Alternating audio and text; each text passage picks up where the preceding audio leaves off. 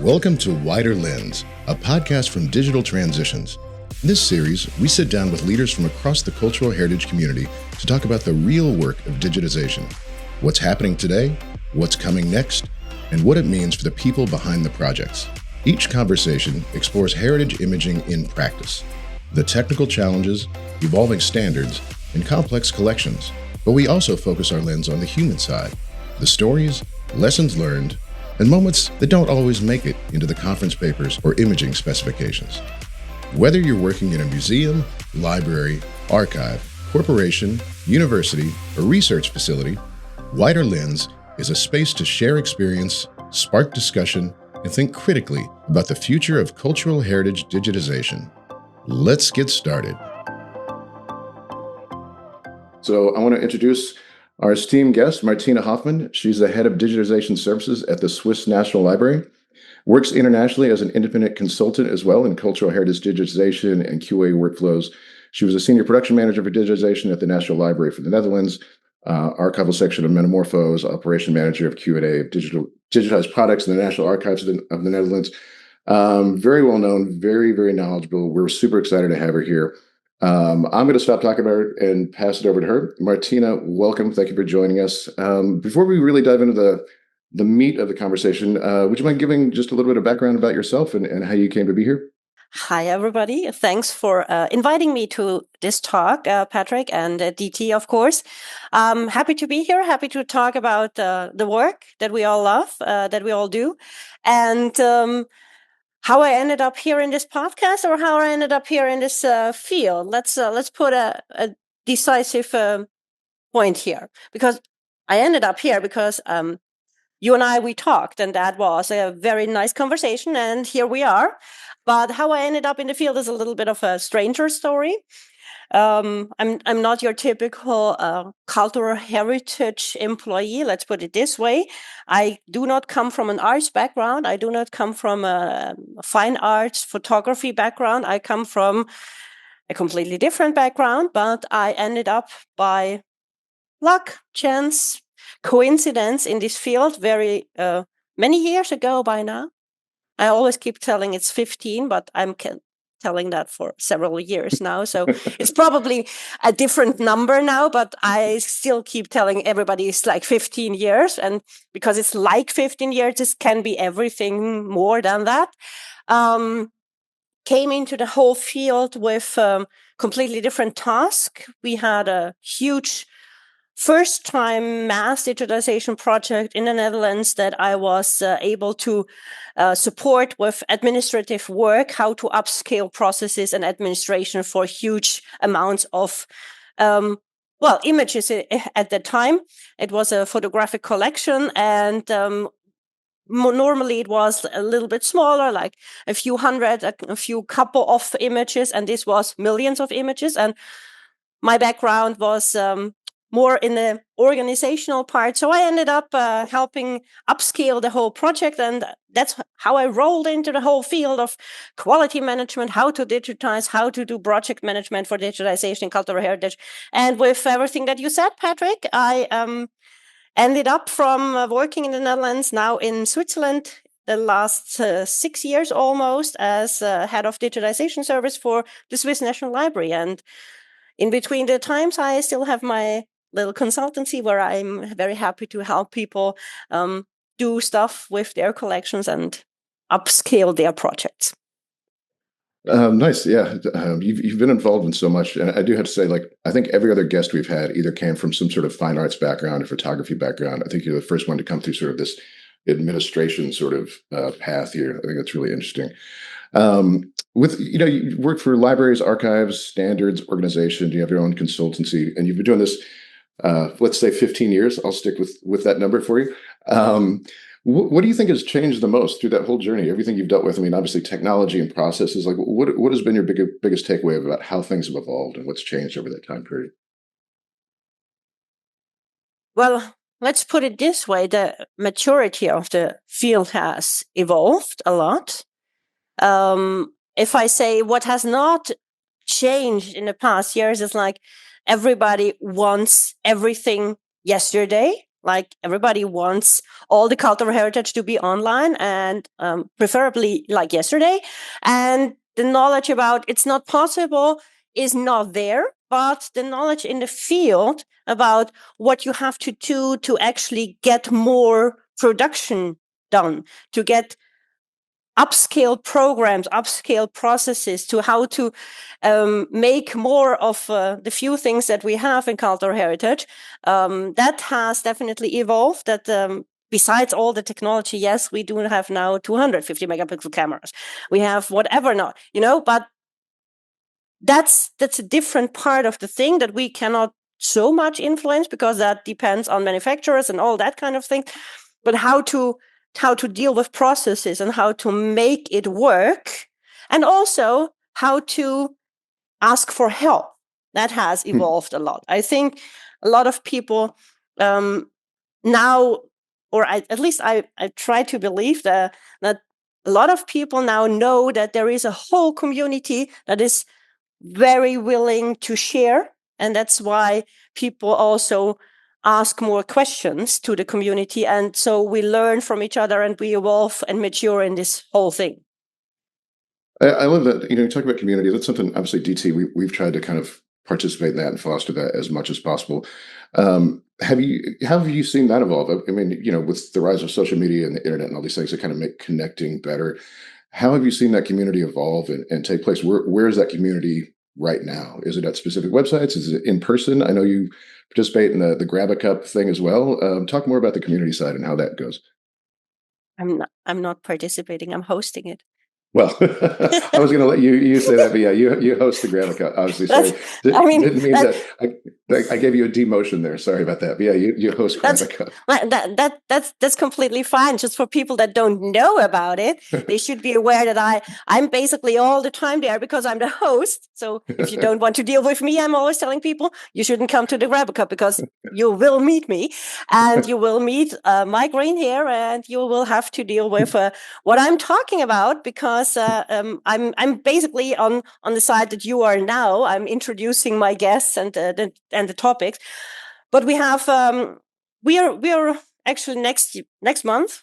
No, this month, it's already July. In a week, we will have our 6th anniversary in the Grab a Cup, which means once a month there is an open get together for the community, and the community takes still advantage of it. It of course came out of our darker times in pandemia, where we were not able to meet in person, and meeting up in person is also harder because we're spread across the whole globe and not all have the budget to travel for conferences, which is the other big thing that I'm super happy about, is the conferences, to go to the conferences where we meet up wherever they are, and that we spend time together, that we are also able to talk to each other, that you go to behind the scenes tours, also very important to just take a peek look when you go somewhere, and then, like, what are you doing about it?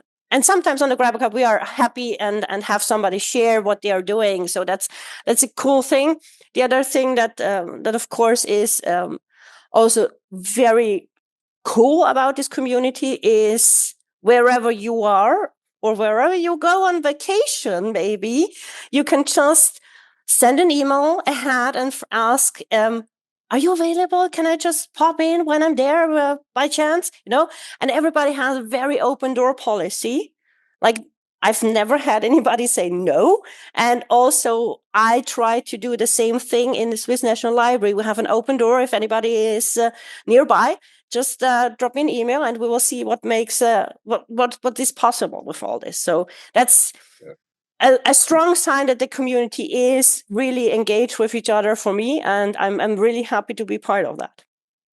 Yeah, absolutely. I think that's fantastic that you're create this open, welcoming environment.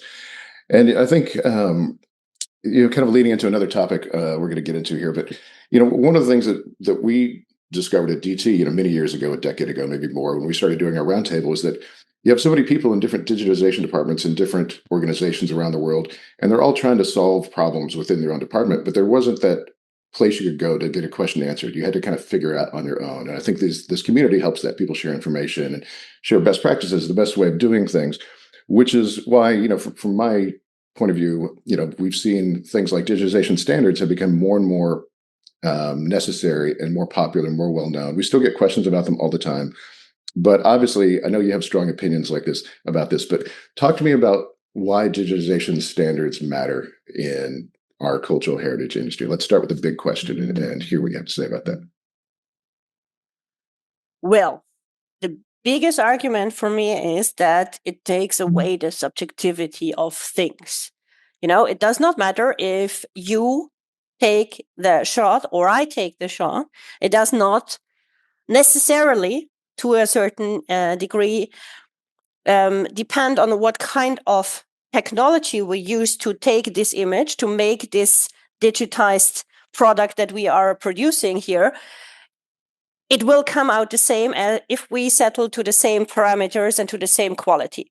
And that's, for me, the biggest thing, that I can compare something that Kurt Huemiller at the NGA is doing, because if we are using the same method and the same standards and we adhere to the same parameters and the same quality levels, it will come out the same, no matter if he did it or I did it. It spans across the globe, and we can share with each other. And the worst thing that you can have, for example, with some things that are done in digital humanities, which is super cool, that you have a part of a collection here and part of a collection there, and you want to bring it together for your research, and then the one looks green and the other one looks red. I mean, not the best thing for your research. And also something that we as a professional probably do not want our customers, wherever they are and whatever they want to do with it, to experience that it's completely different from one another. Yeah, that's the main thing for me. Yeah, and how have you seen standards evolve? I mean, FADGI 4, which is sort of like in North America, kind of the default, only came out 10 years ago, I think, something like that. So how have standards evolved, and where do you see the difference between the different standards, and is there a difference? Talk through the different ones and how you've seen them evolve over the years. Okay, let's start with the really important thing here. And as you said, I have opinions, but it's also facts. There is only one standard. It's the ISO standard 19264-1 at this moment in time for reflective material. -2 will come out as soon as they're ready, hopefully soon. I'm bugging them basically every month to publish anything, because we really, really need it. But it's not there yet. But that's an ISO standard, which means it is a standard that is globally valid for everybody. And then you have guidelines. And FADGI is a guideline, and that helps people to make decisions on a different level. So, for example, the ISO standard doesn't tell you which PPI is the correct PPI for your object. And FADGI gives you a helping line in, well, we suggest that this is a great idea. If you want to adhere to FADGI 4-star as a highest quality, for example, then you use XYZ PPI. The same thing is true for Metamorfoze, the thing that people are or has developed in Europe. Let's put it this way. So FADGI is going back to 2010 already. I know people do not like to be remembered about that one because it was so hard to read, but 16 was not the first version. It was just the one that everybody could read, actually. And Metamorphose in the very, very first beginnings started 2007. So long history, but they do not exactly have the status of a standard. Going back to my own practice, before we had the ISO standard, so before 2017 and then the reversion of 2021, we had only guidelines. And if you are on my side of the table, like I give you a contract and I want you to perform to this, well, best practice guideline and quality level that I ask you to do, it made it hard to communicate, or harder to communicate, with vendors and suppliers and service suppliers to actually get what I wanted, because there was more room for discussion. Let's put it this way. And the ISO standard is, for me, the perfect thing, because there's no discussion. It says and states everything very clearly. So big fan of the ISO standard, of course. And also saying, if you want to read the ISO standard, it's a great bedtime thing because you can fall asleep very easily if you are not so into all those technical things. But it also gives you a lot of flexibility. The ISO standard wants you to know a little bit more about what it says and what it doesn't say and how to actually use it. So you have to dig a little bit deeper, but that's also a lot of fun. And you can use a lot of flexibility. And then the guidelines are there for the practical use that is valid for a lot of institutions. There is nothing wrong with following the FADGI 4-star, the FADGI 3-star. It's a decision you have to make for your own institution, for your own program, or for your own project that you have. Yeah, I appreciate the distinction there. I think that's really important to understand what a standard is and what a guideline is, and where that's important. I want to talk about something else. We run into this a lot where we start talking about standards or guidelines and trying to meet them. And I think a lot of organizations have the perception that it's either really expensive or they don't have time or they can't afford some specific level of equipment like a 250 megapixel camera or something to reach that. How do you respond to those people when they say they don't have the budget to match standards? There is not one good answer for that because it depends on what do you actually want as a product, as an end product. Let's put it this way: if your goal is a JPEG on a web, well, don't bother. You don't need any standard. It's like, okay, why would you do the effort? I can completely understand that. Just take your smartphone. Be my guest. But if your aim is something completely different, like for the Swiss National Library, the aim would be long-term preservation, because the motto behind all of this is do it once, do it good. You do not want to do the same thing over and over again. Besides that means that the object is, well, more often under digitization than you actually want it and is good for the object. It also costs a lot of things. So from an economic point of view, doing the same thing over and over again is not very clever. And we have so many other things that we need to tend to. So let's not do it twice. Let's do it once and then it should be done. So the level of quality that I want or that we want from a product is higher. It's not a JPEG for the web. And then that warrants also more investment in equipment, for example, if I have to do it myself. The easy and short answer is it doesn't cost me necessarily more to do a high quality image. It just is about how do I do it? Which mass do I do? Like if I do like one picture, and for what? What is the purpose of my digitization? But if you have that clear and the decision is you want high quality, it doesn't cost more than, well, low quality, and the equipment is not that expensive. You can go a long way, but please do not come with your smartphone to me. I know there are people that like that because everybody can use a smartphone, and that's something I do not agree with. Yeah, absolutely. But I think the point, there's a wide range of price ranges for equipment you can buy, and you don't necessarily need to get the most expensive to achieve these standards. There's plenty of alternatives, and there's a big gap between the best, most expensive, and what can still get you there. I think this kind of leads into another topic here, which is we talk about standards, and this is sort of conceptual, what you want the end product to be. But the step from what you want and actually getting the digital asset, that's where workflows come in. So how do you build a workflow that produces consistent images that meet standards every day? I know you've done a lot of work in this. So how do you begin that process, and what do you tell people when they ask you about that? Well, I give lectures about that, you know that? Yeah. At the university, actually, in Zurich. But the main part is to find out what actually somebody wants, The main problem in a lot of institutions is that somebody comes and says, I want a high resolution picture. I'm like, yeah, right. What's a high resolution picture for you? Like, can we have a conversation about it? And there is on the other side of the table sometimes like, it's high resolution. I mean, yeah, it's high resolution, but what does high resolution mean? Or what is a large format for you? I mean, they probably know it's a TIFF or it's a JPEG or it's a PDF. And if they come with a PDF, I'm like, oh, I don't know. I don't think that you want a PDF from me. But so finding out what my counterpart actually wants from me, and then telling them, okay, so high resolution doesn't mean that you get a good quality. I mean, I can give you any resolution with not quality, let's put it this way.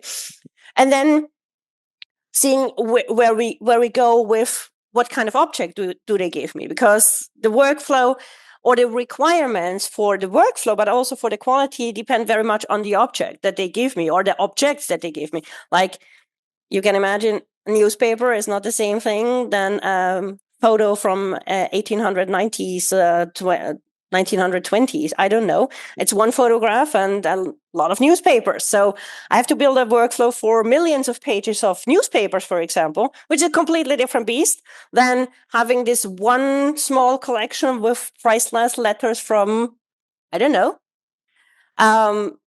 means completely different things for my requirements. What I try to do is to find a workflow that works for the institution. So one workflow where you have high level steps, and they're always the same. Like, it doesn't matter if like you are behind the machine or if I give it to an outside service supplier.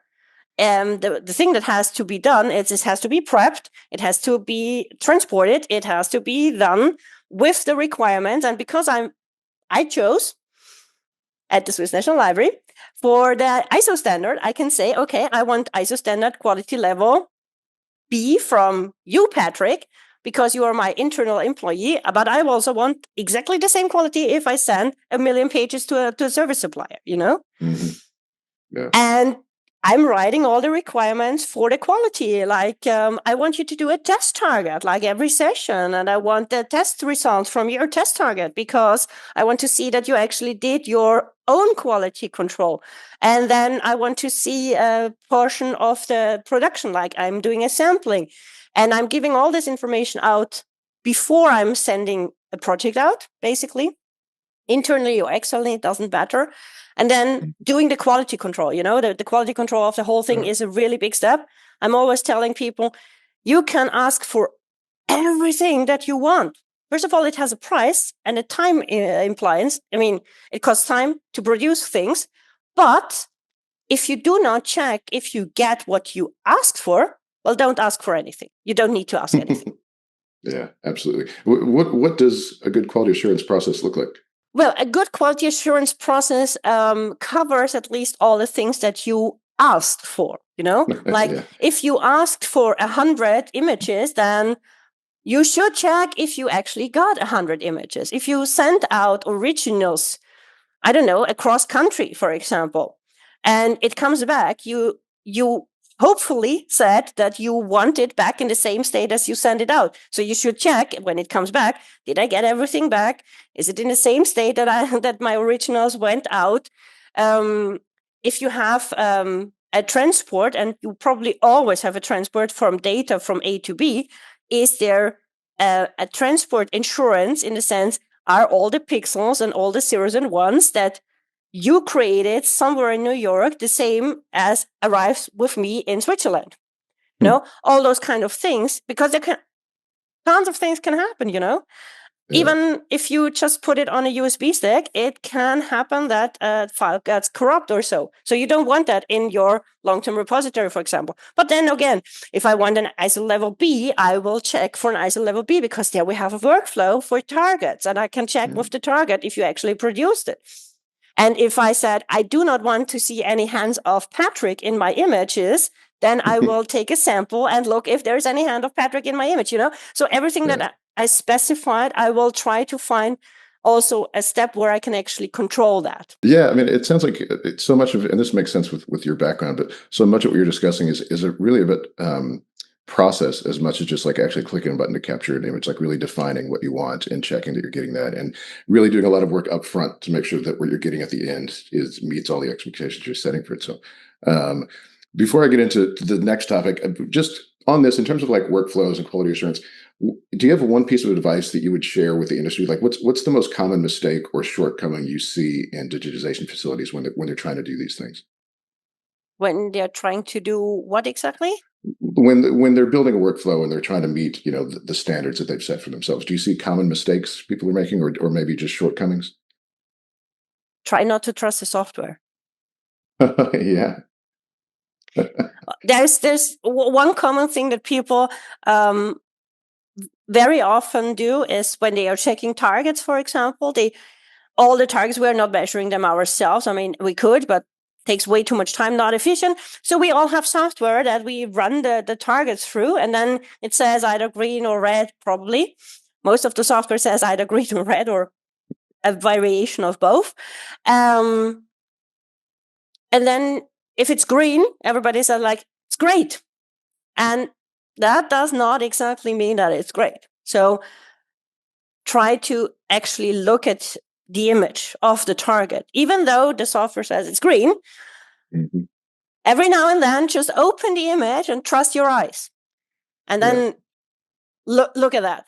Also, the other thing that I always kind of suggest as a tip is don't do the quality control on the same software and PC that you actually created the image with. Yeah, that's one I've heard many times. But yeah, that's a really, really great point, because you talk about like you're training for the test, like you're not getting different verification. That's really great advice. So through all this, like doing all building all the process and defining what you want out of it. At the end of the day, someone's got to sit down at a machine and take a picture of something. And right now, there's no formal education path to get into heritage digitization. If somebody wants to go down this path, where do they start? How does someone become excellent at digitization? You said before you can learn this entirely online. Talk through what you want people to do, or what you recommend they should do if they want to get into this. That's a really hard one, because it would be so much easier and really, really great to have a study or, classes, whatever, to just send people to, and they come back and they are, oh my God, I know everything about cultural heritage digitization in mass production. Because there is a lot of people that come from the fine arts or photography sector that know a lot. And actually, for the mass production that we are aiming for, to get out of the subjectivity, like I like this picture, or this picture is a pretty picture, which is something that they learn, of course, because that's more the focus of this studies, is like, no, it doesn't look too great, but it's exactly like it should look for a preservation image.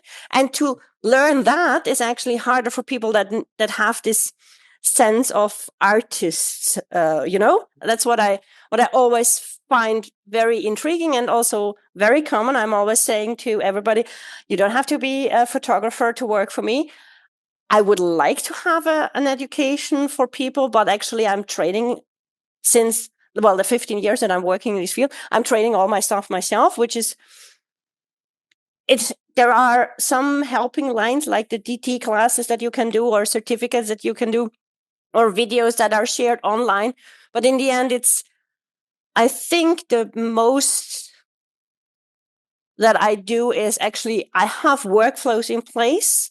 I've things set in motion that they can actually start running with the production, and then they get the practice. And then the more the practice comes, the more need to know is, why is this actually like this? And then we go from there. It's like a different approach, but also from the necessity that you need somebody to be available very, very fast for production. There's the first step is like learning how to use the equipment. Like, here's what a target is. Here's your image capture system. Here's the lights. Here's how you color calibrate. And you learn kind of the nuts and bolts of how to operate the equipment on a technical level. But to be really great at producing preservation grade work, there's another, I think, step you need to go in the education. To your point, like that's where doing it a lot helps. What are those things that you learn beyond just the technical operating the machine? What are the things you want to see people learn after that? Well, I actually, in my operation, people don't even learn how to do all this technical stuff. They learn how to actually operate the machine and like push the button. And the main challenge that we have is to train them how to handle the originals, because we are not working with trained professionals in that sense. We are working with a thing that is not common in America, for example, but people that are not going to the army, that have no education at all. They are young guys that have to do civil duty, and they come to us from all kinds of backgrounds. Some are just out of high school, and we have to train them actually what cultural heritage means, how to handle cultural heritage, to be careful not to make any damage to the original. Like, we are using a lot of glass with our digitization for mass digitization. So how not to press the glass table down on the object and break the object, all those kind of things are way more important and cost way more time for us. If we have, of course, trained professionals that know how to handle cultural heritage, that's the easier stuff. But there are very few of those around, and they have more the challenges that they actually then want to know more about the image, or how to make the image presentable on the web, for example. Like, oh, I'm doing a book. Does it show up like a book? Because the connection would be, oh, I have a book now. I have a book online, but most of our platforms only have one-page viewers. So you have to, why do we cut the pages? All those kinds of things, It's easy for people to understand, push this button, push this button, push this button. That's also why our workflows are able to host students, short-term employees, whatever not. But it depends a lot on who you are and what you want to know besides that. It works also without any knowledge. Let's put it this way. Yeah, it's a great distinction, and obviously that the handling of material and how delicate some of the stuff is really critical. I'm curious. We're gonna change subjects in a minute. I have some thoughts on technology and questions around that. Before we get into that, I do want to ask one other thing. Working in Europe, I think it's very different than in the United States. It's just the United States. We have, the things don't vary that much from coast to coast. But you've worked across multiple national institutions across, different countries and borders. What does cross-institutional collaboration and standards look like in Europe? And do you see differences over there in terms of how institutions align with their standards, how they work on these things? What has your experience been there? Super different. Each country is completely different. Not all want to improve their quality by standards or using standards in their projects.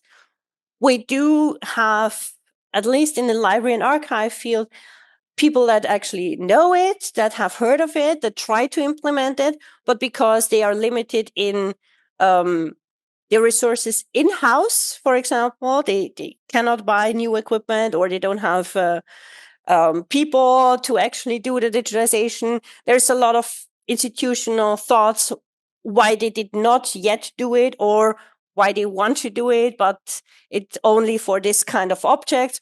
We also tend to send out a lot of stuff to service suppliers, and the service suppliers are happy if they can do whatever they do best, and that is not necessarily what we want them to do.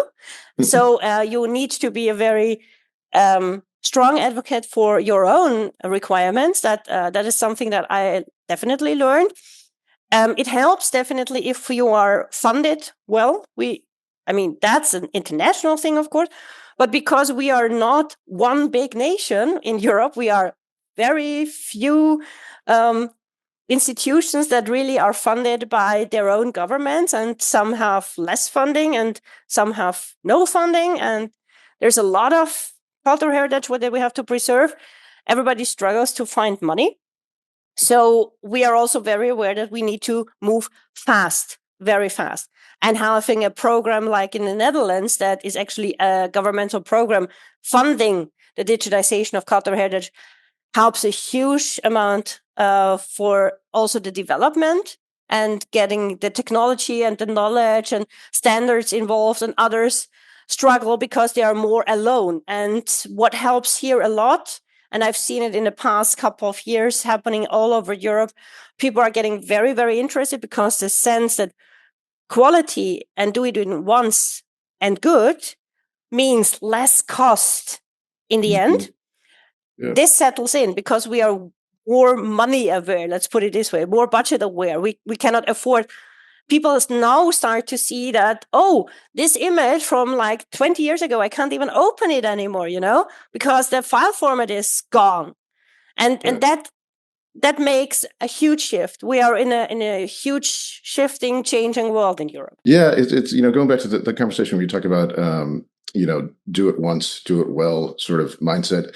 And, it can seem more expensive up front to spend the extra time to do it, to upgrade your equipment. But yeah, not having to do it again every 3 years or 5 years or whatever. I mean, we've all had that moment where we've opened up a JPEG that we took 20 years ago. And it's like, oh my God, look at this. And it's this tiny little thing and the color's horrible and the quality, the compression on it, whatever it is. And so not having to do that again, I think it's communicating that is saving you money long term. It may be some short term pain, but long term, it's the healthier thing to do financially. So speaking of technology, I'm just going to throw a loaded question your way, and I just want to hear your thoughts. AI is obviously everywhere right now. How do you view it, and specifically, how do you view it in the cultural heritage world? Yes, it's everywhere, unfortunately. Everybody uses it for everything, and it's not good development. Let's put it this way. AI is overly used for a lot of things that should not be done by AI. AI is great for tasks, yes, if you do know how to actually find the errors in the code that the AI gives out, for example. If you have repetitive tasks that are saving time, you have a script from the AI and it helps you. I did it myself with a dog last year. So there are a few very narrow scenarios where I see AI as a very big helper. But in the end, being sustainable is, I think, more important. AI does come with a cost that nobody sees. On one side, we're telling people we cannot save everything that we are doing on our servers because the files are too big, and we have too much cost, and the environment is bad, and the energy and then everybody's using AI. I mean, there is a problem here for me. Like ethically, you cannot say one and the other is the same truth. So be careful if you use AI, and responsible with what you are using AI. And if somebody tells me AI can do my quality control, I would say yes to a certain extent. But the AI cannot decide for me what the actual picture should look like because it doesn't know the original. Because AI cannot look, it has no eyes. And until we are there, basically the human person is still the most valuable asset that I have for those things. And also, don't forget that there are implications for people if you use AI for everything and if AI is your savior for everything.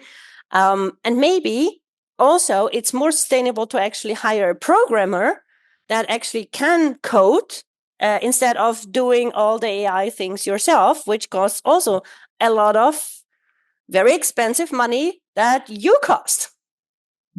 Yeah, we're seeing this sort of backpedal now from a lot of companies that they fired a bunch of people at the end of last year, beginning of this year, and said, yeah, AI is going to do everything. And now they're going back and saying, please come work for us again, because the AI, it's more expensive. It's not as good. We need human beings that actually know what they're doing back in these seats. So I think the world is still trying to figure out where AI fits and what it can be trusted to do and what it can't. What are your thoughts? I mean, you kind of mentioned things like quality control, maybe, coding, maybe. Do you see other places like metadata or maybe helping define a workflow or standards? What we're trying to get out of a collection's final assets. Do you see places where AI has a use, and where would you not use it? Well, I would not use it to define workflows for me. First of all, because I'm convinced that I'm still way faster and better to oversee all the consequences. Until I've written all my story to AI, I already have made the workflow. So no sense in doing that. The other thing is metadata. Difficult if it's like a lot of times people would like AI to actually see what's on the object and then make at least a suggestion what the content is. And I absolutely see that as a very useful thing, because you can have a lot more data processed in the same time. But, and here comes my big but, that only works if you do input good quality images. Because if the AI does not see or cannot determine what it is on it because it's a bad quality image, well, basically your metadata will be bad and then nobody has anything from it. So this use case actually makes my point to make good images, do the quality. Yeah, you can get much more out of it. And just full disclosure, DT has done a lot of projects in the past year or two with that kind of thing, like basically pulling, like uncovering data within the image. So to your point, like recognizing what's in there and using that to tag images or search through images based on that. But yeah, you have to have a good asset to start with, or it doesn't make any difference. Kind of tying this back into just imaging standards. Do you see a world or a day where we start to define standards for using AI within cultural heritage, like defining best practices or some sort of standards around it? Or do you see that happening, and do you think that's a good idea? Should we do that? I'm not exactly sure if we will have standards for that, but I'm definitely sure that we will have best practices, and that we as a community are really thinking of how and what we can do and what we can expect from it, and what we should not ethically do, because the community itself is a very ethic community. We are thinking a lot about, can we actually do this? Can we put this image online? Do we need to make a PR announcement with it, make another website with it to give context to the user and not just throw the data at the user? How can we explain to people that this is a maths standard and where they actually find all the maths definitions so they can actually read our metadata in this specific format? So we are maybe even more caring than we would need to, but I think it's a very ethical point of view that we take. And that's why I think we will, as a community, end up with at least best practices on how to use AI in our cultural heritage field, and what we think is an absolute no-go. Yeah, I expect that's going to happen too. I think things like best practices, as well as things like some sort of watermark to show that things are not AI. It's the actual authentic image. Those kind of things are definitely coming in, and heard talk about that. We've got about 10 minutes left, so I want to leave some time for our audience to give us some questions. So I'm just going to ask a couple of sort of lightning round questions at the end here. Just throw some questions your way. Is there any technology you see coming out soon or that's come out recently that you're excited about? What's the digitization sort of tool, technology, software, practice, knowledge that you're most excited about coming up? I know everybody says 3D. Yeah. That's not something that I would now classify as new technology or advanced technology.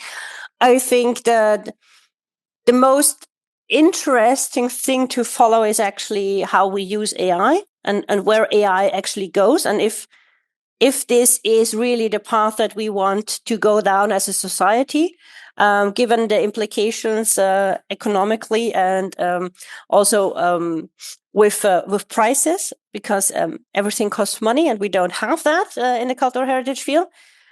So that's actually the technology I'm most curious about to follow. And the rest is, well, bring it on. Okay, last couple of questions here. Do you have one piece of technology that you just can't live without, whether at work or personally? What is your go-to tech tool that you have to have every day?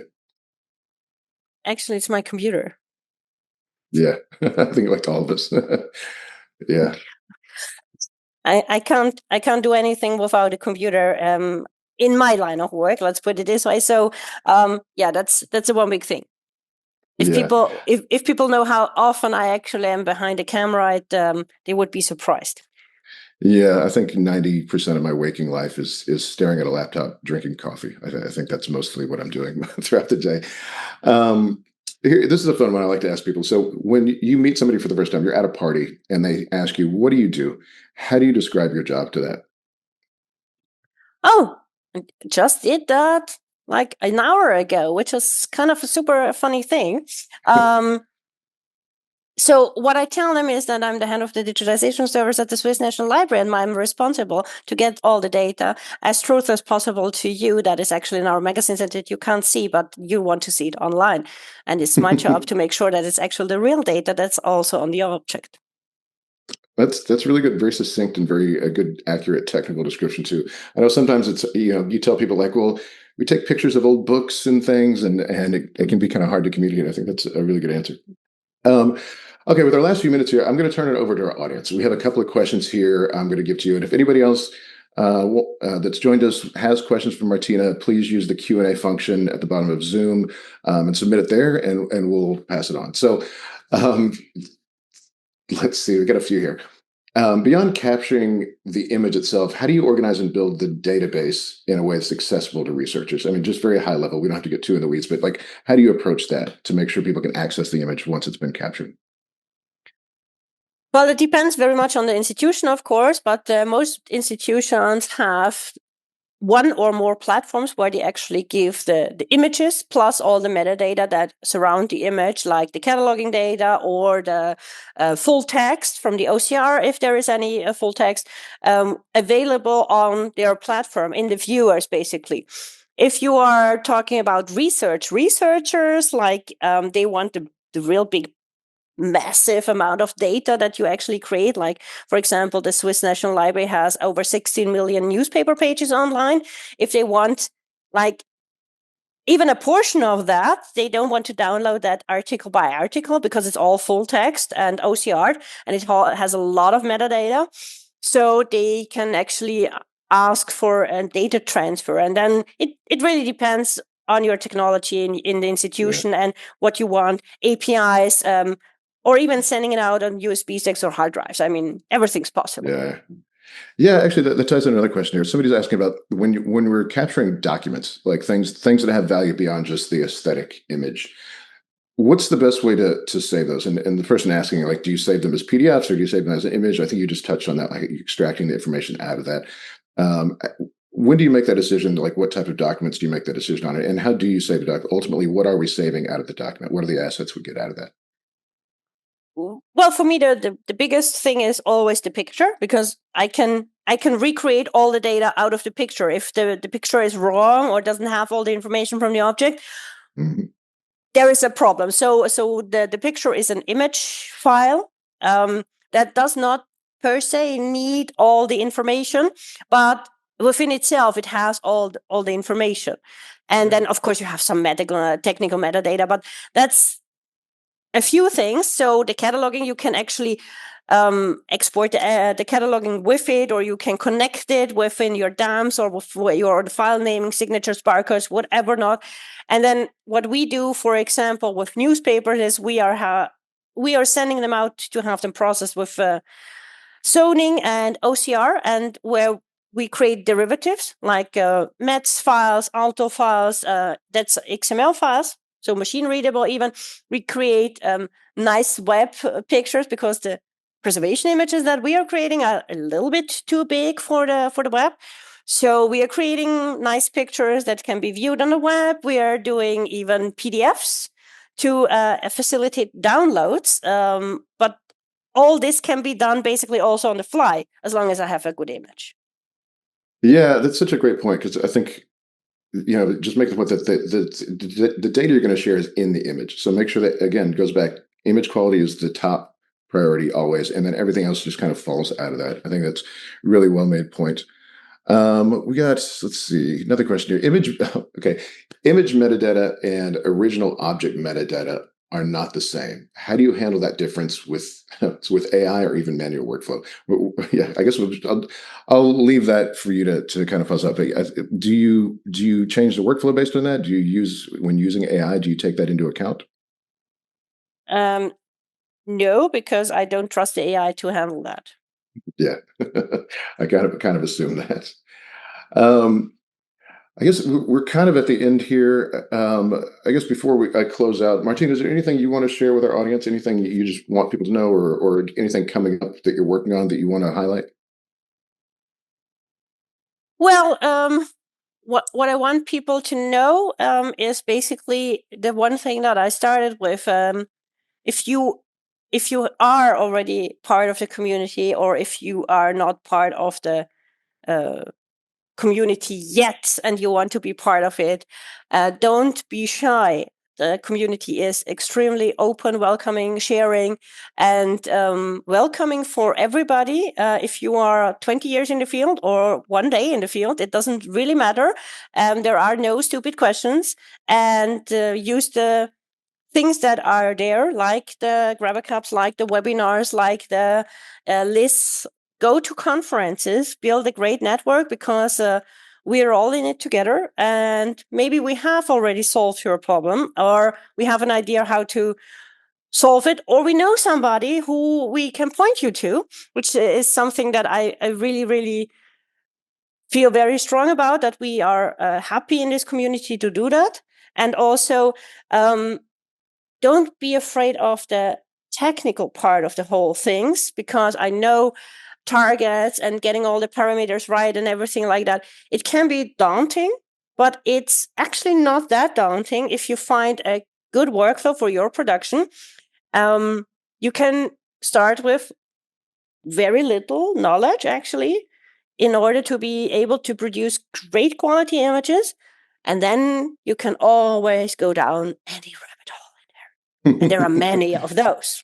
Yeah, absolutely. I really, really appreciate that message. That definitely resonates. I think, again, with DT, we've also tried to build the sense of community and connect. I mean, that's why we're on this podcast right now, because we want to help share information. You know, to your point, a lot of times somebody's working in their own digitization lab trying to solve a problem, but that's been solved by other people in a different organization. So if there's a way to we all connect, share information, and save everyone, time, trouble, effort by connecting and building that sense of community. So definitely echo that sentiment.